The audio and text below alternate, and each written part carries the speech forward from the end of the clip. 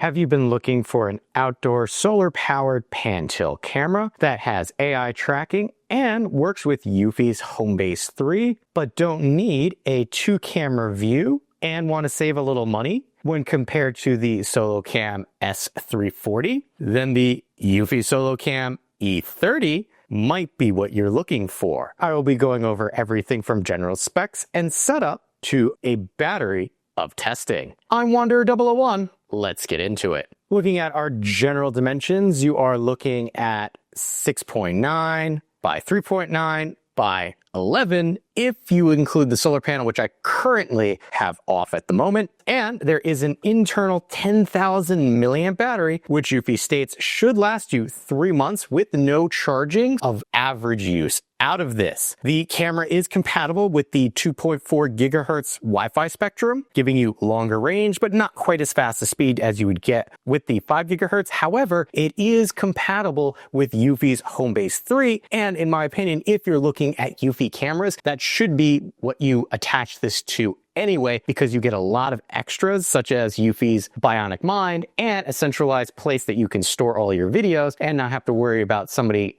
getting a hold of your camera and preventing you from having access to those videos. If we come down to the front of our camera here, we'll start off with our lens. You are looking at a 2K lens that gives you 2560 by 1440 resolution with a f1.6 aperture and 15 frames a second for your video. It also supports digital zoom. You will have to pinch to zoom in on something, but don't let that deter you. Its zoom, even though it's pinch to zoom and actively done by you, is pretty good. The lens itself also has a little bit of a channel around it. It might be a little difficult to see on video, but I like lenses that have a little bit of extra around the lens itself because that helps to keep rain from accumulating on the lens. And during my testing period, this did get rained on, which I always like to do when I'm testing something. So just gives you an idea that it does hold up to weather rather well, and does have an IP rating of 65. Since we've been focusing on the lens itself, the ball or pan tilt portion of this has a pan or rotation of 360 degrees with a tilt rotation of 70, allowing you to get a pretty good view of what's around. Coming back to the front of our camera, you have 4 IR lights, which will allow this to see in black and white in the dark. You have an LED status light, an ambient light sensor, and then a dual microphone setup. Coming down, we also have a PIR sensor. This is a heat-based motion sensor, and because this is a battery-powered camera, that's generally what you're going to find in something like this. If we come to the bottom of the camera ball here, there is a rubberized flap with a nice channel around it for a micro SD card, which the camera itself supports up to a 126 gigabyte micro SD card. However, again, like I stated before, if you use eufy's Homebase 3, you'll have access to better AI detection and up to 16 terabytes of storage. Now, if we come to the front of our camera here, you can see there is our speaker. So I like the fact that it's a front-facing speaker. It makes hearing from this much easier. Up at the top, this is actually the location for our solar panel. This is always a little tricky to get together. So this part here, you will have to take off in order to get your machine screws in there. And then you have your solar panel that comes with this to keep things topped off. The solar panel is 5 inches by 5 inches, which is larger than the one you get with the E340. And based on 2 hours of light a day, this can keep your camera fully charged. It does come with a small USB-C pigtail to attach to the camera. And if you kind of look at the back right here, you'll see that this is a 3-watt panel, which is nice. This other part that I have kind of hanging out back there is actually part of the solar assembly. So if we kind of get that in place, it will allow you to maneuver your solar panel how you'd like attached to this. If we come around to the back, we have our USB-C charge port, or we can plug in our solar panel right there, and that will keep things topped off. We also have a sync button, and the rubber flap, just like for the other part, is rather good. I like it. It's deep. It keeps the water out. You don't have to worry about it. The other part on the back here is actually the mounting arm for this, which I was actually very surprised was compatible with the E340. So this is the same thing that you have with the E340. In fact, I have a third-party mount solution for my siding review over there in the corner, and rather than redo it for this mount, I just took the E340s and put the E30 into it, and it worked perfectly fine. But here you go, this is our mounting. It actually kind of snaps into place, and then you can push button to release it. I know some people aren't a fan of that and are worried about theft, but if this is up high enough, you don't have to worry. The plate itself actually gets screwed in to wherever you have it mounted. That will be a good deterrent. But the solar panel and bracket mount aren't the only things that we get in the box with this. So let's take a look at what else we get. Solar panel, mounting configuration, mounting hardware, 3 screws, 3 anchors, quick start guide, sticker, etc. Small USB-A to USB-C cable. Here we have a larger USB-C to USB-C that is weatherproofed a little bit for our solar panel, should we need to put it elsewhere. And then over on the left is our camera. Now that we know what we get in the box, what's next? Well, this is a smart device, and that means there's going to be a setup process for it. Now, I've mentioned several times that I prefer, if possible, to set something up using the eufy Homebase 3. It just works out better in my opinion, especially if you're building out a eufy-based smart home. And that is actually how I ended up setting this up. So let me show you what that was like. This will be setup of the eufy Solocam E30. You can take it out of the box. You're going to open up your eufy application. You're going to press the plus sign and then add device. Since this is a new eufy app, you got to choose whether it's security, clean, care, or lighting. This is security, and we're going to look for battery camera. Here's our E30 right here, and we're going to add this to my home. Select next. And how do we want to do this? Do we want to do this via the home base or separately? I do have a home base, so I'm going to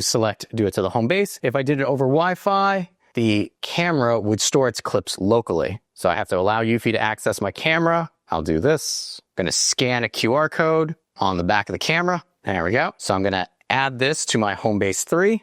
I have to keep it close to the Homebase 3, so we might need to go downstairs for this one. Press the sync button on the back for 3 seconds to have that load. Then I had to scan a QR code on the phone connecting this. And now you can see it's connected to the thing downstairs. We're going to say, where is this located? Backyard, front door, blah, blah, blah. It's giving you plenty of options. You can do a customization. I'm going to leave it as backyard and hit next. So we've got choices, since this is a battery powered camera. Optimal battery life, optimal surveillance, or custom. I'm going to leave it on optimal battery life for now. Audio settings, you have the ability to turn on and off your microphone right from here and record audio. Okay, I like that they're doing that now. And here it's going to walk you through how to set it up, but it's going to recommend that you fully charge it first. The setup process for the eufy E30. Moving on, the eufy Solocam E30 supports free AI detection with notification of people, pets, and vehicles. And that is all done through the eufy app. Let's take a look. This is the application for the eufy Solocam E30.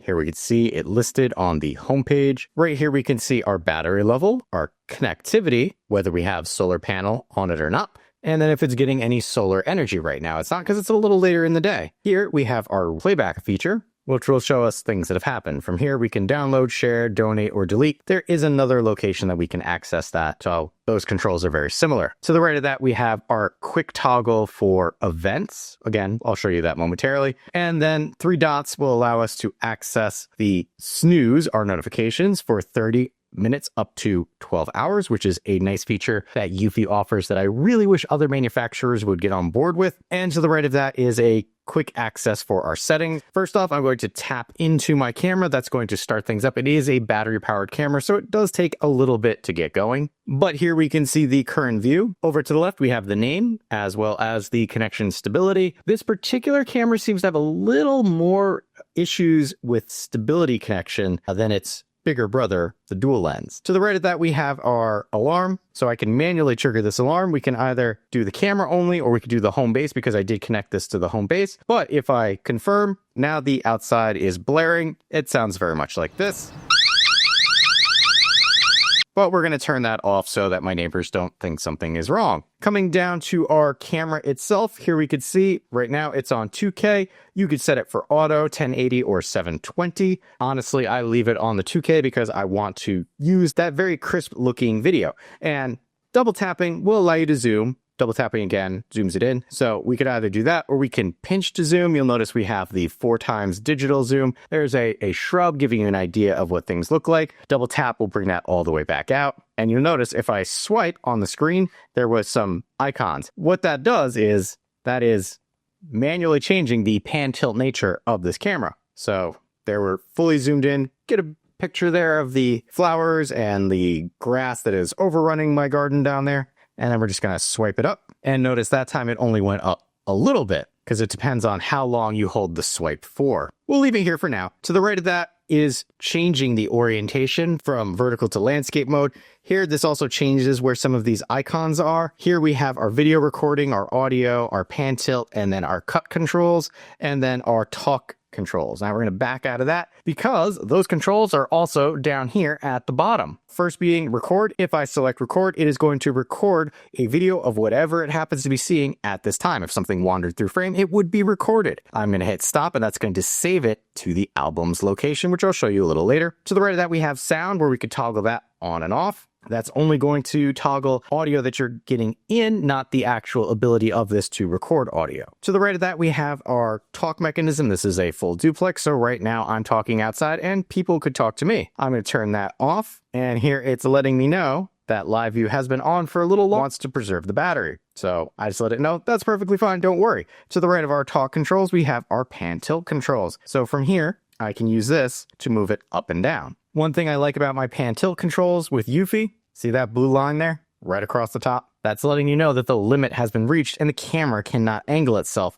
any higher. Now within our pan tilt controls, we actually have some extra settings. First being to the left of the pan tilt controls are presets. Now I only have one preset at the moment. So if I wanted to add another one, I would come over, change the view of the camera, come back to my presets, press the plus sign, let it load up, select where you want it to go, and then select set. Now notice you can select the default position. Simply by selecting this, any one of these targets could become your default. So we're just going to leave that alone at our 2 points of interest.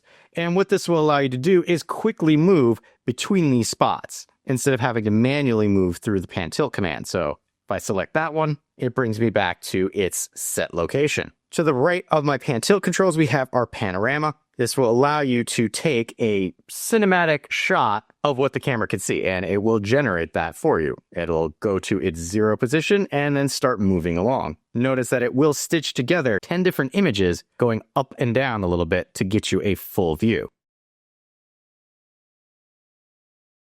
Coming back to our main page, we do have to the right of our pan tilt a screen grab. So that's going to grab a still image of whatever we happen to see. And what I forgot to mention up here is we do have a touch to focus, which will allow you to focus in on something. Now you see a little yellow bit around my hand as an indicator of the focal point. Notice that there are 2 pills down here, so we swipe to the right, and that will allow us to get to the rest of our options. First being our night vision mode. You've got auto, off, and on. So that's whether you want the IR lights to be on, whether you want them to be off, or have it switch automatically. AI tracking, you can turn that on or off. You notice if it has the slash on it, that it's turned off. Here we have our round look 360. That is going to tell the camera to perform a 360-degree look around. And last icon here is our playback. So if I select playback, that's going to give us a timeline of stuff that we can look at. And right there, there is a deer. We can play, pause, jump to a previous segment,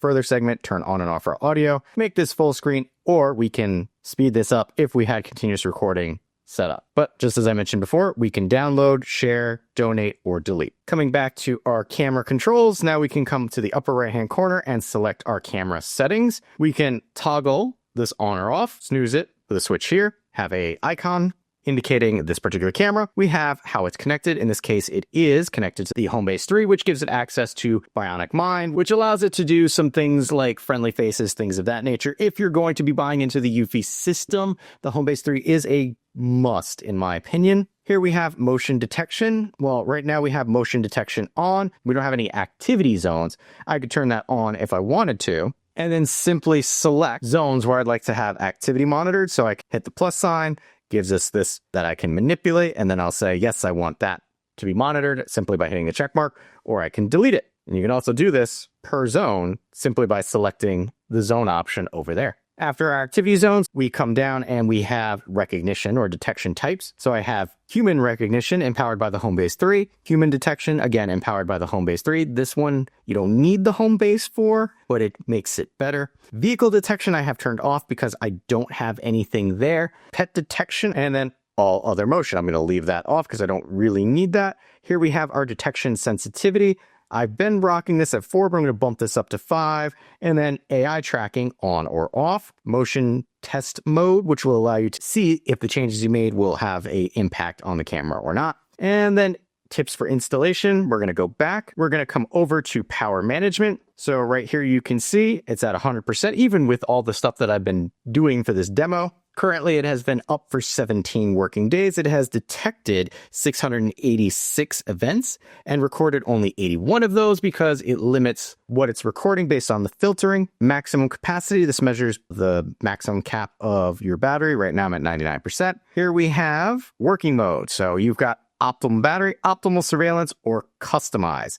So right now I have an optimal surveillance. That's going to give you the longest clip length. If you select customize recording, this will allow you to change the video clip length between 10 seconds and 120 seconds, and then the interval between triggers right. Now you can see the lowest is 5 seconds, and then end clip early if motion is detected. That's even with custom, that's a good idea to have. Power source, right now I have it on solar panel. You can select battery if you do not have the solar panel plugged into it. Here we have our dashboard. So here is our 7-day dashboard, letting me know what the power usage looks like. If I come to a 30-day, you can kind of see it's pretty much been living on solar perfectly fine. Here we have solar charge efficiency, letting you know just how much solar energy it's pulled in. And that gives you an idea of the green effect that you have using the solar panel to charge the battery. Total solar charging for me has been 12,353 milliamps for a total of 9 days worth of charging, even though it's used more. And then as you go along this tree, we'll get bigger. That's all under our power management. Here we have another location for our preset positions. And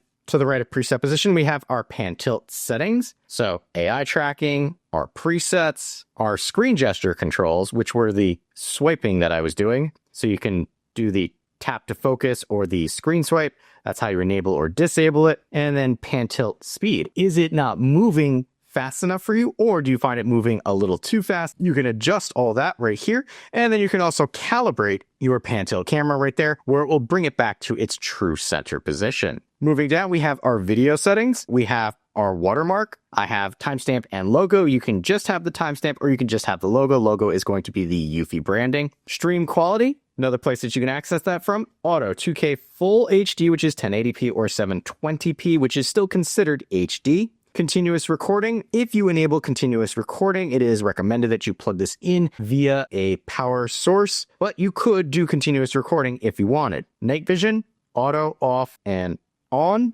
As we discussed before, how it will act when it goes into night vision. If you want that on all the time, if you want that off all the time, or just let the ambient light sensor take care of that for you. Privacy zones. Now, this is something that I feel that eufy does well, in that if I enable privacy zones, the camera will no longer act as a pan tilt camera. It will remain as a stationary camera. What a privacy zone will do will allow you to block out specific areas in your video feed so that you cannot visibly see them and they will not be part of the recording. And eufy wisely limits the camera's movements, because if you set up a privacy zone, the camera will move around and it's just a location within the screen view. It's not smart enough to know that you're trying to block out your neighbor's house. It just knows that portion of the screen. Coming down, we have our audio settings. If you need to, here's how you can turn off the microphone to your camera if you live in an area that requires that. Here you can turn off audio in your videos because maybe you live in a place that doesn't allow you to record audio as part of a video. Here you have speaker on and off, and then speaker volume.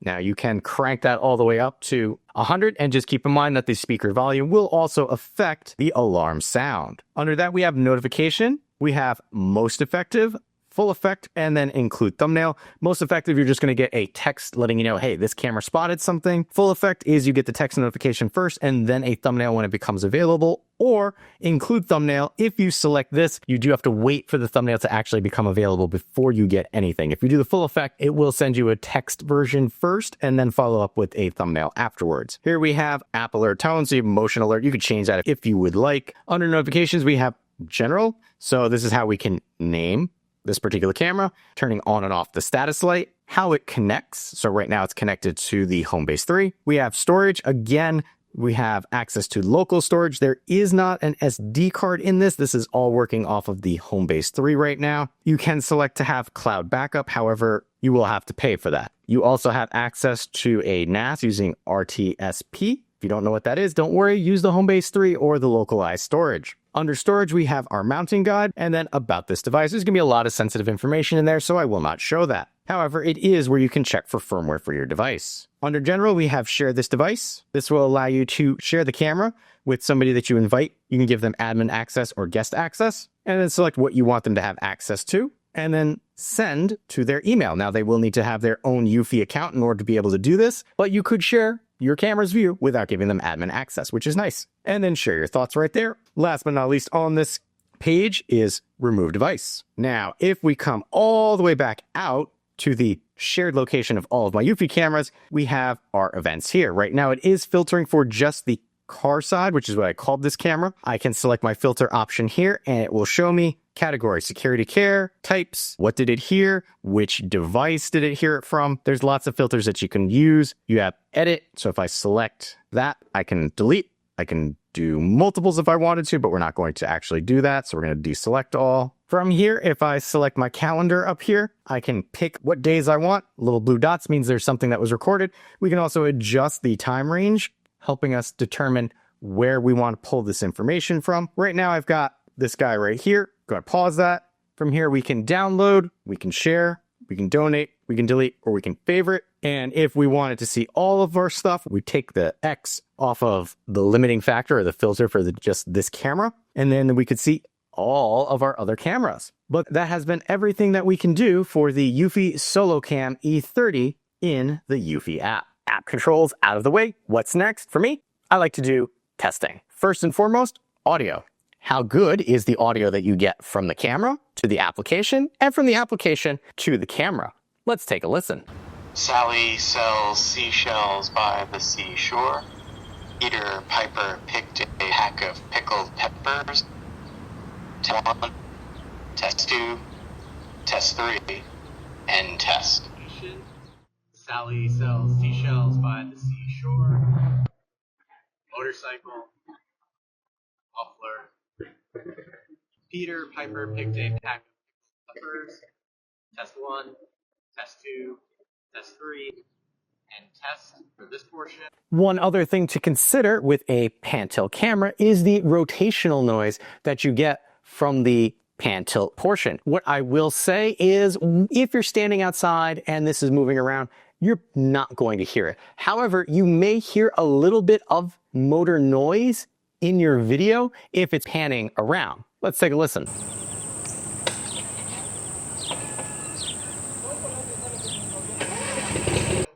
we're going to do walking and talking and motor sounds to see how things go.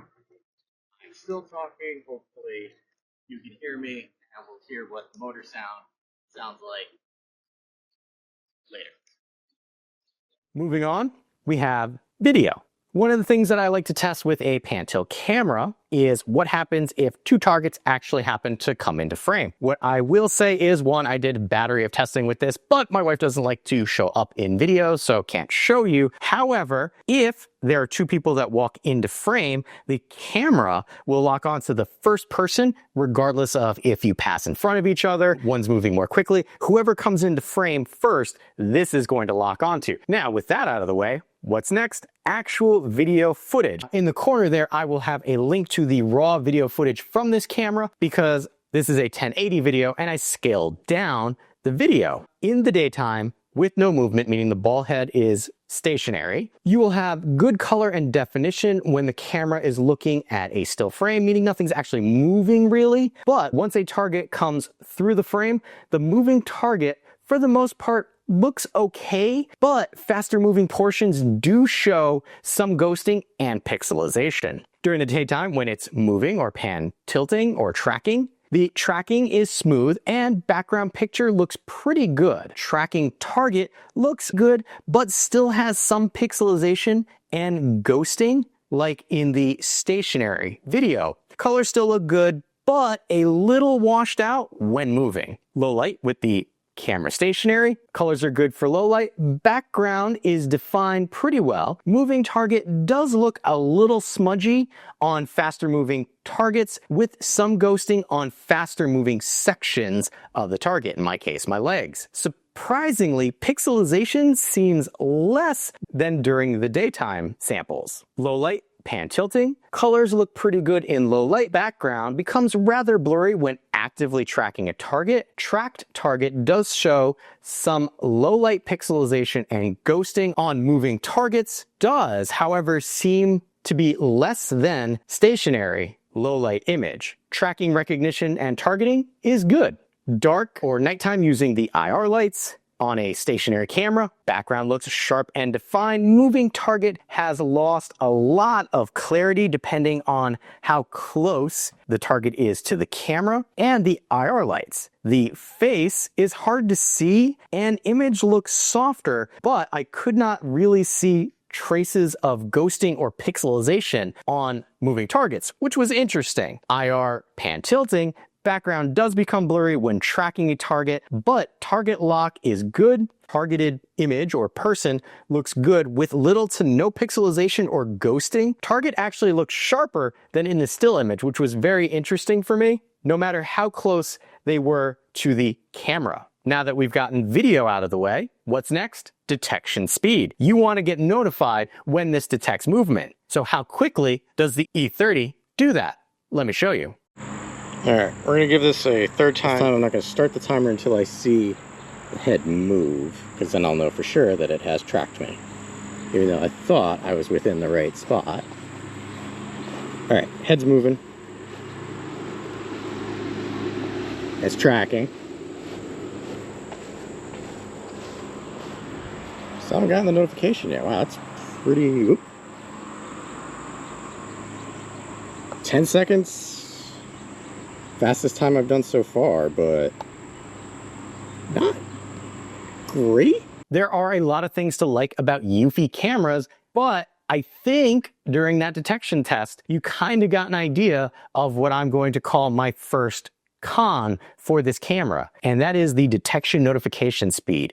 I actually was testing two other outdoor cameras during the time I was testing this one, and this had by far the slowest detection notification out of the three. The other two at the most would have notified me in 5 seconds. The fact that this took 16 seconds over the home base was a little disconcerting for me. Also, when accessing the live feed, it is kind of slow to connect and bring up an actual picture.